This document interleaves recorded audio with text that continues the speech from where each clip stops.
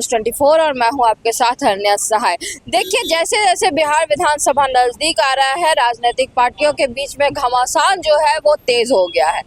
सबसे महत्वपूर्ण कड़ी अब इसमें जुड़ने जा रही है, क्योंकि सीमांचल जो कि बिहार का एक मजबूत कड़ी है, 24 सीटों के साथ सीमांचल जो है वो बिहार की कुर्सी की कुंजी मानी जाती है।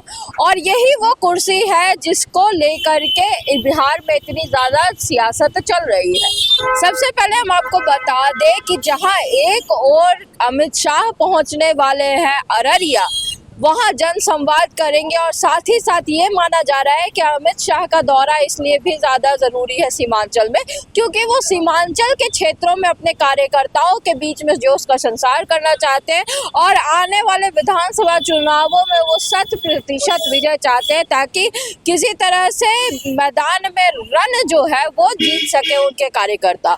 वहीं दूसरी ओर नज़र डालें तो मुख्यमंत्री नीतीश कुमार की तरफ, मुख्यमंत्री नीतीश कुमार भी कटिहार पहुंचने वाले हैं। सीमांचल पर अपनी नज़र मुख्यमंत्री नीतीश कुमार भी बनाए हुए हैं। और जानकारी के मुताबिक हम आपको ये बता दें कि जदयू का जो पांव है वो सीमांचल में थोड़ा कमज़ोर होता नज़र आ रहा है, और यही कारण है कि नीतीश कुमार अपनी दृष्टि को बहुत मजबूती से सीमांचल की तरफ बना रहे हैं। लगातार वहाँ का दौरा करना, वहाँ के कार्यकर्ताओं से मिलना और लोगों से मिलकर के अपनी छवि को वहाँ संभालना नीतीश कुमार के लिए बेहद ज़रूरी हो गया।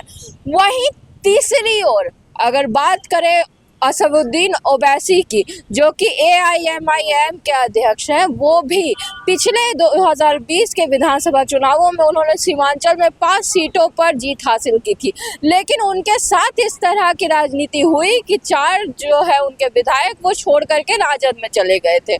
लेकिन इस बार ओवैसी वहाँ 4 दिनों से लगातार कैंप कर रहे हैं, अपनी पकड़ को वो फिर से वापस मजबूत बनाने में पूरे लगे हुए हैं। कारण ये भी है कि जानकारी सूत्रों के हवाले से ये मिली है कि 6 सीटों पर सीमांचल से ओवैसी ने राजद के सामने प्रस्ताव रखा है। हालांकि अभी राजद की तरफ से कोई कंफर्मेशन नहीं आया है, इस बात पे कोई पुष्टि नहीं आई है, लेकिन ओवैसी भी अपनी जो कमान है वो सीमांचल पे छोड़ना नहीं चाहते। ये तो हुई तीसरे की बात। अब अगर चौथी तरफ नजर डालें तो सुनने में आया है कि तेजस्वी यादव भी कुछ वक्त में किशनगंज पहुंचकर वहां जनसंवाद करेंगे, वहां पर लोगों से बातें करेंगे।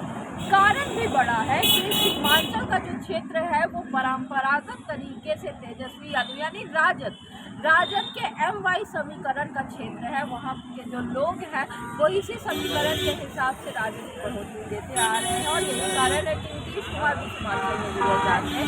और वहीं दूसरी ओर ओवैसी की बात करें तो वहाँ अल्पसंख्यक अधिकार यात्रा निकाल के बैठे हैं, ताकि वहाँ अल्पसंख्यकों के वोट पर सेंधमारी कर सकें।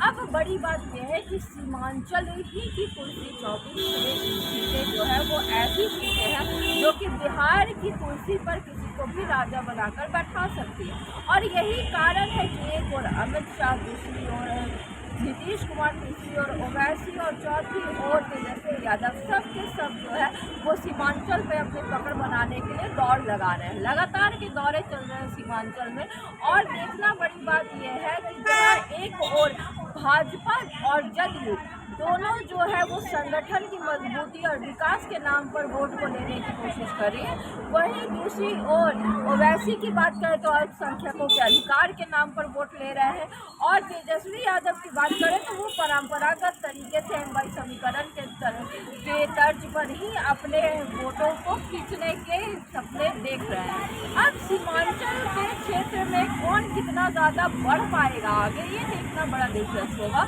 और सीमांचल की जो कुर्सी है वो किसके हाथ में बनेगी और कौन उस कुर्सी को सीढ़ी बना करके बिहार के तख्त पर बैठ पाएगा, ये सारी खबरें हम आप तक पहुँचाएंगे। हमारे साथ बने रहिए और देखते रहिए न्यूज़ 24। धन्यवाद।